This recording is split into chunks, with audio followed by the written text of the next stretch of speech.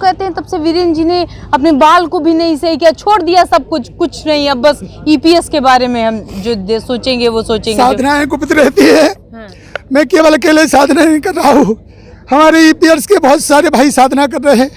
कुछ भाई बिना चप्पल के घूम रहे हैं, हम किड़की नाम गिना है, कुछ भाई तो मर गए हैं। एक हमारे जो महाराष्ट्र के थे सर, उनका नाम क्या था अपने महाराष्ट्र के, बेंडे पाटिल, चप्पल नहीं पहनते थे, बिना चप्पल के रहे।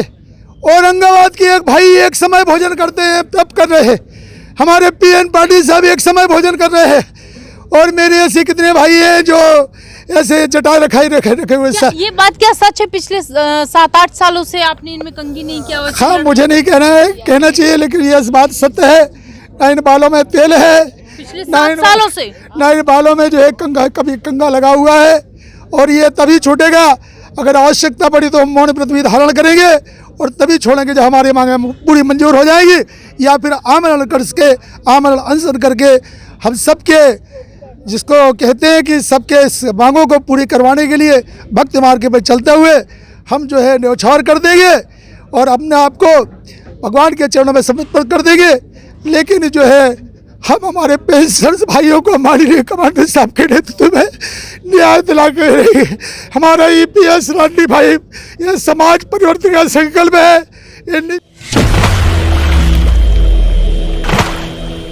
आज का जो मंच है वो हमारा साउथ इंडियन का के लिए लगातार मांग उठ रही है। बहुत सारे लोग जो यहाँ पर बैठे हुए हैं वो मांग कर रहे हैं। और हमारे साथ सर हम जानेंगे सर क्यों मतलब ईपीएस के लिए इतना जो है लोग बैठे हुए हैं, लोग चल रहे हैं, दौड़ के भाग के आ रहे हैं, लेकिन उसके बाद भी बड़ा संघर्ष कर रहे हैं। आप तो हमने देखा है पिछले 2-3 दिनों से एक जगह खड़े तक नहीं होते हैं। आपने बहुत ही अच्छा प्रश्न पूछा। ये जो मामला है ईपीएस 95 के पेंशनर्स का, ये बहुत ही गंभीर और संवेदनशील मामला है। हमारे लाखों पेंशनर्स भाइयों में से कम 5-6 हज़ार भाई, मतलब प्रतिदिन 200-300 लोग दररोज मरते चले जाते हैं। आज हम किसी सभा में जाते तो पता चलता है कि हमारा भाई स्वर्ग सिधार। अब ये पीड़ा हमसे देखी नहीं जाती, ये ऐसा दर्द ये हमसे देखा नहीं जाता है। इसलिए हमने मन बना लिया है, हम अपनी भावनाएं आपके सामने व्यक्त कर रहे हैं कि हमने मन बना लिया है कि हम 1-2 दिन और इंतजार करेंगे। इसके बाद में हम आमरण अनशन करके अपना अस्तित्व ही समाप्त कर देंगे। आप कहेंगे इससे क्या होगा? इससे ये होगा कि एक समाजनिष्ठ, एक राष्ट्रनिष्ठ उस व्यक्ति की संख्या कम हो जाएगी। जो लोग हमें पहचानते हैं, जो हमें जानते हैं, हमने उनके लिए कुछ नहीं किया, न किया होगा, लेकिन एक बात निश्चित है कि मैं उन सबको अपना मानता हूँ। शुरुआत से लेकर मेरे पूरे जीवन में जो लोग हमारे संपर्क में आए उन सबको मैं अपना मानता हूँ। और हम 2 चीज़ों को साथ में लेकर चल रहे हैं। माननीय कमांडर साहब की वेदना, जो पेंशनर्स के हृदय में जो पीड़ा है, माननीय कमांडर साहब उसको लेकर चल रहे हैं और उनके सहयोगी के रूप में हम काम कर रहे हैं। पिछले 7 वर्षों से 8 वर्षों से हमारा संघर्ष है। हमने देखा कि हमारी मांगें बहुत बड़ी मांगें नहीं हैं, छोटी छोटी मांगें हैं। 7.5 ईयर प्लस डीए, ये कोई हवाई मांग नहीं मांग रहे हैं। हम लोगों ने माननीय कमांडर साहब के नेतृत्व में हमारी एक टीम है, लीगल टीम है, फाइनेंस की टीम है, हमारे चीफ लीगल एडवाइज़र हैं जो माननीय कमांडर अपने कबीर सिंह डांगे, वो बीए हैं, एमटेक हैं, इसके बाद में उन्होंने फाइनेंस में एमबीए किया है और एलएलए में है। उन्होंने सबका अध्ययन किया और अध्ययन कर से पता चला कि हमारी डिमांडें केवल इंटरेस्ट से पूरी की जा सकती है। तो हमारी पहली डिमांड ये है कि सरकार हमें 7.5 ईयर प्लस डीए 2 लोगों को जीवन जीने लायक पेंशन दे। दूसरी मांग है उच्च पेंशन की, एक्चुअल सैलरी के ऊपर उच्च पेंशन। इसकी सुविधा पहले से ही 1996 से इसमें प्रावधान था। बाद में जो है इसको धीरे धीरे लोग मांग करते चले गए कि हमें हमारे उच्च पेंशन और वास्तविक वेतन पे मिले। लेकिन सरकार ने जो है ईपीएफओ ने कही है, सरकार ने कही है एक ही चीज़ है, उन्होंने उनकी मांगों को स्वीकार नहीं किया। कोर्ट में जो लोग चले जाते रहे, बार बार जाते रहे, जो लोग जीतते रहे, उनको जो है उच्च पेंशन की सुविधा व्यक्तिगत रूप से प्रदान होती रही। 4/10/2016 को सुप्रीम कोर्ट ने आरसी गुप्ता जी के केस में सभी मामलों को एकत्रित करके एक जजमेंट दिया कि जो लोग जो है जो ऑप्शन नहीं भर सके थे, जो उच्च पेंशन वास्तविक वेतन के ऊपर हायर पेंशन का जो उनका ऑप्शन था वो नहीं दे सके थे, वो फिर से ऑप्शन दें और जो है उच्च पेंशन का जो पैसा बनता है, जो कंट्रीब्यूशन बनता है, उसको भर दें तो उनको उच्च पेंशन दे दी जाएगी। लोगों के अंदर बहुत ही उत्साह आया और सेंट्रल प्रोविडेंट फंड कमिश्नर की ओर से, ईपीएफओ की ओर से सर्कुलर निकला। सर्कुलर 23/3/2017 को निकला कि जो लोग ऑप्शन नहीं भर सके थे वो फिर से ऑप्शन दें, फिर से अपने विकल्प पत्र दें, जॉइंट ऑप्शन दें और उनको जो है वास्तविक वेतन के ऊपर हायर पेंशन दे दी जाएगी। लेकिन एक ईपीएफओ के छोटे से अधिकारी ने बड़े अधिकारी का निकाला हुआ सर्कुलर, उसको जो है जिसको हम कहते हैं उसको बाईपास करते हुए, उसको सुपरसीड करते हुए 31/5/2017 को एक इंटीरियम एडवाइजरी इशू कर दी। इंटीरियम एडवाइजर में कहा गया था कि इसका डिसीजन अगले सीबीटी मीटिंग में होगा, लेकिन उसके बाद में ऐसी कोई सीबीटी मीटिंग नहीं हुई कि जिससे 31/5 की इंटीरियम एडवाइजरी रद्द की जाए। लोगों ने इंतजार किया, इंतजार करने के बाद में फिर हमारे भाई जो कोर्ट में फिर जाना शुरू कर दिया। उसी समय हम लोगों ने मना किया था कि आप कोर्ट में मत जाइए, हम जो है न्यायाधीश के पास में हम नहीं जाएंगे। लेकिन हमारे कुछ भाई कोर्ट में चले गए। जैसे ही कोर्ट में गए तो ईपीएफओ और जो है जिसको हम कहते हैं लेबर मिनिस्ट्री, ये भी कोर्ट में चले गए और इन्होंने जो है बाद में फिर 4/11/2022 को फिर जो है सुप्रीम कोर्ट ने फिर एक डिसीजन दिया, जिस डिसीजन में जो हमारे 1/9/2014 के पहले के जो भाई हैं, जो रिटायर्ड हुए हैं भाई हैं, और 1/9/2014 के बाद के, इनमें उन्होंने डिस्क्रिमिनेशन कर दिया। इन्होंने उनमें 2 अलग अलग कैटेगरी बना दी। उससे फिर क्या हो गया कि ईपीएफओ को एक और आधार मिला। कैसे कौन कौन सी 2 अलग अलग कैटेगरी? एक कैटेगरी वो है 1/9/2014 के पहले के रिटायर्ड हुए कर्मचारी, एक कैटेगरी वो है कि 1/9/2014 के बाद के रिटायर्ड कर्मचारी। वास्तविक देखा जाए तो ट्रस्ट का नियम ही कहता है कि ट्रस्टी ने किसी भी हालत में सबको समान न्याय देना चाहिए, उनके बीच में दो कैटेगरी नहीं करनी चाहिए। लेकिन जो है ईपीएफओ ने 2 कैटेगरी बना दी और बाद में फिर जो है अभी जो है ईपीएफओ 4/11/2022 का जो सुप्रीम कोर्ट का जजमेंट है, जिसका 4/10/2016 के आधार पर उसका जजमेंट है, उसको अब ईपीएफओ मनमानी कर रहा है। और 4/11/2022 के बाद में आज तक किसी भी भाई को उच्च पेंशन अभी नहीं मिली है। वो सब जो है कागजों के ऊपर चल रहा है, मतलब जजमेंट को भी इग्नोर किया जा रहा है। जजमेंट के अंदर ऐसा होता है कि जिसको हम कहते हैं कि जजमेंट को मिस इंटरप्रिटेशन करना। 4/11/2022 के जजमेंट को, जिसका आधार 4/10/2016 का सुप्रीम कोर्ट का आरसी गुप्ता की केस का जजमेंट है, उसको उन्होंने क्या किया कि मिस इंटरप्रेट किया और मिस इंटरप्रिटेशन के द्वारा अब जो है फिर ये मामला अधर में लटक गया है।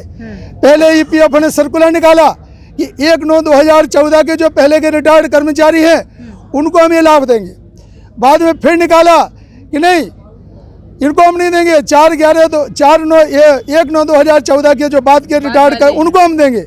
और अब फिर से कहा जा रहा है कि 1/9/2014 के पहले के रिटायर्ड कर्मचारी हैं उनको हम नहीं देंगे, अगर उन्होंने कोई ऑप्शन दिया होगा तो ही हम देंगे। लेकिन वास्तविकता ये है कि ऑप्शन उस समय स्वीकारा ही नहीं गया। किसी भी डिपार्टमेंट में उस समय किसी भी कर्मचारी का, किसी भी हमारे भाई का ऑप्शन स्वीकारा ही नहीं। जब स्वीकारा ही नहीं तो हम कहाँ देंगे ऑप्शन? इसलिए जो है ये बहुत बड़ा मुद्दा है। लेकिन ईपीएफओ के हिसाब से ये छोटा सा मुद्दा है, कोई बड़ा मुद्दा नहीं है। मिस इंटरप्रिटेशन ना करें, उसका ठीक ढंग से इंटरप्रिटेशन किया जाए, जिससे कि हमारे जो वंचित भाई है 1/9/2014 के पहले के, उनको भी न्याय मिल सके। हम आपके चैनल के माध्यम से हम एक बार फिर बहुत बार हम लोगों ने प्रार्थना की है। हम प्रार्थना करते हैं करुणा के भाव से, दया के भाव से कि ईपीएफओ जो है हम सभी भाइयों को आंकड़ों के जाल में ना फंसाए और हमको शब्दों के जाल में ना फंसाया जाए। हम वृद्ध पेंशन से हमें सीधे सीधे न्याय दे दिया जाए। अगर 7.5 ईयर प्लस डीए की मांग हमारी स्वीकार की जाती है, जिसका एक आधार है, तो जो है मैं आपको बताना चाहता हूं कि हमारे माननीय कमांडर साहब के जो टीम है उसने सर्वे किया पूरे भारतवर्ष में। ऐसा देखा गया कि उसमें 95% लोग जो है वो हायर पेंशन के मामले में इच्छुक नहीं है लेने की, उनके पास में इसका पैसा भी नहीं है। और हम लोग चाहते थे कि ये जो हमारा पैसा है जो हमको भरना है बाद में पेंशन के एरियर्स के रूप में मिलेगा, उसकी बुक एडजस्टमेंट कर दी जाए। तो ईपीएफओ बुक एडजस्टमेंट करने के लिए तैयार नहीं है और हमारी परीक्षा ली जा रही है, हम लोग को दोहराया जा रहा है, संघर्ष करवाया जा रहा है। हम आपके चैनल से माध्यम से प्रार्थना करते हैं कि हम वृद्धों को कृपा करके दौड़ाया ना जाए। वीरेंद्र सर, इतने दिन से लड़ रहे हैं आप लोग और लगातार चाहे वो कोर्ट हो चाहे कहीं पर भी भागना दौड़ना हो, किसी से मिलना हो, मिल रहे हैं। इन सारी चीजों में बड़ी समस्याएं होती होंगी, हेल्थ से रिलेटेड समस्याएं होती होंगी। आज वास्तविकता ये है कि अल्प पेंशन के अभाव में और मेडिकल सुविधा के अभाव में हमारे भाई मरते जा रहे हैं और इसके लिए कौन जवाबदार है? हम जो है जहाँ जाते हैं पता चलता है ये भाई खत्म हो गए, हमें बड़ा दुख होता है। आज हमारी 90 साल के ऊपर की माँ है, वो हमको पिछले 7 सालों से देख रही है, कमांडर साहब की संघर्ष कर रहे हैं साथ में। जब हम घर पे आते हैं मोदी जी की बहुत भक्त है, रोज पूछते हैं कि मुन्ना क्या हुआ पेंशन का। हम कहते हैं मोदी जी हमारा काम कर रहे हैं, अब हम किसके पास में जाए? अब ये बड़ी वेदना है, ये ऐसी वेदना है जिसको किसी के सामने प्रकट भी नहीं कर सकते। आपके चैनल के माध्यम से हम प्रार्थना करते हैं माननीय प्रधानमंत्री जी महोदय से कि हम पेंशनर्स की परीक्षा ना ली जाए, हमें आंकड़ों के जाल में ना फंसाया जाए और हमारे वृद्ध पेंशनर्स को न्याय दे दिया जाए। अब सवाल है कि आप कहेंगे कि सरकार तो झुकने वाली नहीं है, सरकार तो तटस्थ है, लेकिन जो है हम आपको उदाहरण देते हैं कि 2 पेड़ हैं या 2 भाई खड़े हुए हैं, एक भाई जो है झुकने को तैयार नहीं है, सरकार झुकने को तैयार नहीं है, लेकिन हम अपने आप को इतना झुकाएंगे कि सरकार के चरणों में हमारे मस्तक रम जाए और हमारी मांगे मंजूर हो जाए। इसी भावनाओं के साथ हम आपकी वाणी को विराम देते हैं। बहुत बहुत धन्यवाद आपको। एक सवाल सर और है, मतलब जैसे अगर हम आप बताएं, ये स्थिति आ गई है, बाल काले से सफेद हो गए हैं और लड़ते लड़ते अभी आपको EPS 95 नहीं मिला है, क्या कहेंगे? क्या 7 सालों से ये जो बालों का संघर्ष रहा, मतलब कैसे अब तो ये स्थिति आ गई है कि सर से बाल भी लड़ते लड़ते खत्म हो जाए? मैंने आपको पहले बताया कि हमारे पेंशनर की ये भक्ति है और आप सबकी शक्ति है और परमात्मा की कृपा है। ये तीनों का ये त्रिवेणी संगम है। 7 तारीख का दिसंबर का जो हमारा आंदोलन हुआ उसने सिद्ध कर दिया है कि ये त्रिवेणी संगम के द्वारा हम निश्चित रूप से हमारी मांगे मंजूर होंगी। एक बात और आपको बताना चाहेंगे, बहुत महत्वपूर्ण है। आप कहेंगे ये काम आपका क्यों नहीं हुआ? हम आपको बता दें कि ब्यूरोक्रेसी में जो हमारे सचिव स्तर के लोग हैं जो CPF से बदलते रहते हैं, सबसे पहले जब हमारी चर्चा हुई थी वो तारीख थी 12 सितंबर 2017। 12 सितंबर 2017 को श्रम मंत्री महोदय ने माननीय कमांडर साहब के सिर के यहाँ हाथ रख के कहा था कि आप चिंता मत कीजिए कमांडर साहब, मैं आपका काम करूंगा। वहाँ जो सचिव बैठे हुए थे मनु टेंडीवाल जी, उन्होंने कहा था कि जब तक आपका काम नहीं होगा यहाँ से बदल के नहीं जाऊंगा, आपका काम निश्चित रूप से कराऊंगा। मनु टेंडीवाल जी चले गए। पहला आंदोलन हमारा हुआ 4/12/2017 से लेके 7/12/2017 तक। 6/12/2017 को मेगा मीटिंग हुई, बहुत बड़ी मीटिंग, और श्रम मंत्री ने कहा कि मैं आपका काम कर रहा हूँ, 5,000 रुपये DA के साथ में हम बहुत जल्दी डिक्लेयर करने वाले हैं। इसके बाद में हुआ ये कि प्रेमचंद्रन जी एक MP है, उनको कहीं से पता चल गया कि NSC की मांग पूरी होने वाली है, तो उन्होंने मंत्री महोदय से कहा कि मंत्री जी आपने जून 2017 में संसद में कहा था कि हम इसके लिए एक कमेटी बैठाएंगे, आप जो है हाई एम्पावर्ड मॉनिटरिंग कमेटी बढ़ाइए, और वही जो है हमको फंसाया गया। हाई एम्पावर्ड पावर कमेटी की रचना हुई और उसमें प्रेमचंद्रन जी को एक सदस्य के रूप में लिया गया, और प्रेमचंद्रन जी को बाद में डिप्टी स्पीकर बना दिया गया, और समिति ने 3 महीने के अंदर अपना काम पूरा करना चाहिए था, समिति ने 1 साल लिया।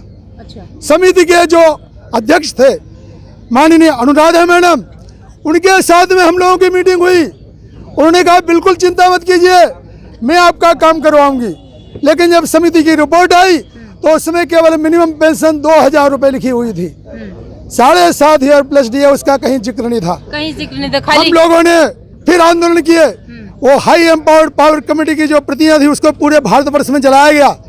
जितने ईपीएफ ऑफिस थे उसके सामने संघर्ष किया गया, उसका परिणाम कुछ नहीं हुआ। बाद में दिसंबर 2018 को फिर माननीय कमांडर साहब के नेतृत्व में फिर से आंदोलन हुआ, 4/12/2018 से लेके 7/12/2018 तक फिर दिल्ली आंदोलन हुआ सीपीएफसी के सामने। और वहाँ जो है फास्ट अनटू डेथ जिसको हम कहते हैं कि जब तक हम मरे, जब तक हम जो है अपनी मांगे पूर्ण नहीं करवा के लेंगे तब तक जो है हम अनशन पे बैठे रहेंगे। आमरण अनशन हुआ 4/12/2018 से लेके 6/12/2018 तक आंदोलन चला। सीपीएफसी से लेके लेबर मिनिस्टर सब परेशान थे। मुझे याद है वो क्षण, हमारे भिंड के भाई 7 तारीख को हमारा 7/12/2018 को माननीय कमांडर साहब के नेतृत्व में और आत्मदहन की योजना बनी थी। हमारे भिंड के भाई पेट्रोल के साथ में घूम रहे थे, और वहाँ जो माहौल देखा गया तो फिर से मिनिस्टर ने कहा कमांडर साहब चिंता मत करो, शाम को मैं आपकी मीटिंग में आऊँगा, मैं डिक्लेयर कर दूंगा। और हमारे साथ में छल किया गया। 6/12/2018 को श्रम मंत्री महोदय गंगवार साहब की तरफ से मनु टेंटीवाल जी का फोन आया। मैं आपको सत्य बात बता रहा हूँ, परमात्मा साक्षी है। और उन्होंने कहा, मनु टेंटीवाल जी ने कहा कि मिनिस्टर साहब की पत्नी की तबीयत खराब हो गई है, वो अब नहीं आ पाएंगे, हम एक छोटे अधिकारी को आपके सामने भेज रहे हैं। और वहाँ के आरपीएफसी राजेश्वर जी राजेश वो वहाँ आए और उन्होंने कहा कि आप चिंता मत कीजिए, हम आपकी बातचीत कराते हैं। माननीय कमांडर साहब ने हमारा प्रतिनिधिमंडल भेजा, और प्रतिनिधिमंडल को भेजने के बाद में चर्चा हुई। उन्होंने कहा हम आपका ही तो काम कर रहे हैं, हमको एक राइटिंग में पत्र दे दिया गया कि हम आपका ही काम कर रहे हैं, हाई एम्पावर्ड पावर कमेटी की रिपोर्ट आएगी और जल्दी आपका काम होगा। और उन्होंने वहाँ माननीय कमांडर साहब से आग्रह करके जो हमारे भाई जो अनशन पे बैठे हुए थे, आमरण अनशन पे बैठे हुए थे, उनका अनशन छुड़वाया। उन्होंने कहा, स्पीच दी, उसका वीडियो हमारे पास में है कि हम लोग आपके लिए काम कर रहे हैं। माननीय श्रम मंत्री महोदय के निर्देश है कि आपका काम जरूर होगा। लेकिन इसके बाद में 7 तारीख को फिर जो है मिनिस्ट्री की ओर से जो हमारे एमपी हैं, भिंड के एमपी डॉक्टर भागीरथ प्रसाद जी, वो वहाँ आ गए। डॉक्टर भागीरथ प्रसाद जी वहाँ आए, उन्होंने कहा कि मैं लेबर मिनिस्टर की ओर से आया हुआ हूँ, आपका काम जरूर होगा, आप चिंता मत कीजिए। और हम लोगों ने माननीय कमांडर साहब के नेतृत्व में हमसे छल किया गया और हम लोगों ने आंदोलन समाप्त कर दिया। इसके बाद में 27 फरवरी 2019 को फिर आंदोलन हुआ जंतर मंतर पे, और हजारों की संख्या में लोग आए, हजारों की संख्या में लोग आए। जब वहाँ लोग पहुँचे तो 27 फरवरी 2019 को, हम आपको सत्य बात बता रहे हैं, परमात्मा साक्षी है, 27 फरवरी 2019 को और माननीय भागीरथ प्रसाद जी के नेतृत्व में फिर योजना बनी कि 20-25 जो एमपी है वो माननीय कमांडर साहब की मुलाकात और अरुण जेटली से करवाएंगे। और 27 फरवरी 2019 को, लेकिन दुख की बात यह हुई कि उसी दिन पाकिस्तान ने न्यूज आई 11 बजे कि 2 विमान जो है हमारे भारत सरकार के गिरा दिए गए, और अरुण जेटली से फिर हमारी चर्चा टल गई। और फिर हम लोग जो है फिर आंकड़ों के इसमें, और जिसको हम कहते हैं शब्दों के जाल में फिर फंस गए। हम आपसे निवेदन करते हैं कि कृपा करके, अभी ऐसी परिस्थिति है, हम आपको बताना चाहेंगे, मोदी जी ने 2 बार हम लोगों को आश्वासन दिया। मोदी जी की मोहक मुस्कान, उससे हम जो है द्रवित हो गए, और हम लोग समझ लिया कि हमारे काम होने वाला है, और उसी विश्वास के लेके आगे हम चल रहे हैं।